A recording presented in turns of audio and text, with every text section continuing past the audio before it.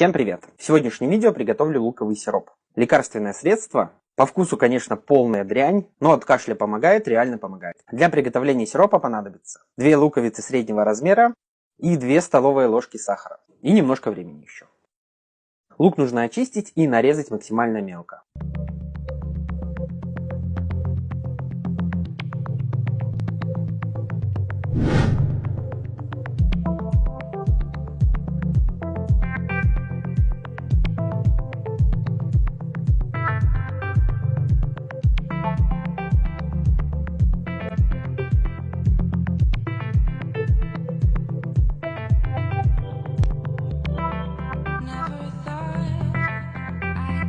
Так, все, с луком я закончил. Теперь нарезанный лук нужно отправить в отдельную емкость, банку.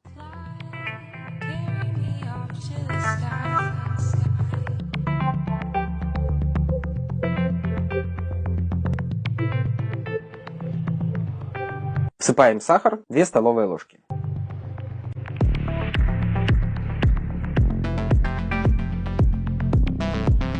Все хорошенько встряхнуть и оставить настаиваться несколько часов. Часа 2 будет достаточно.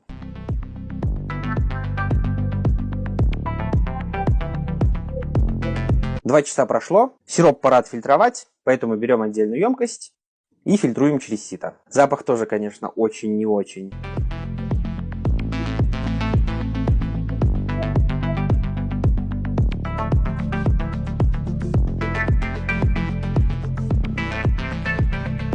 Хранится сироп где-то сутки, употребляется 6 раз в день по 1 чайной ложке. Оставшийся лук можно просто обжарить и съесть. Ну тогда нужно будет посолить, поперчить масло. Либо обжарить и использовать как топпинг, заправку к пюрешке, мясу. Или с тем, с чем вы предпочитаете жареный лук.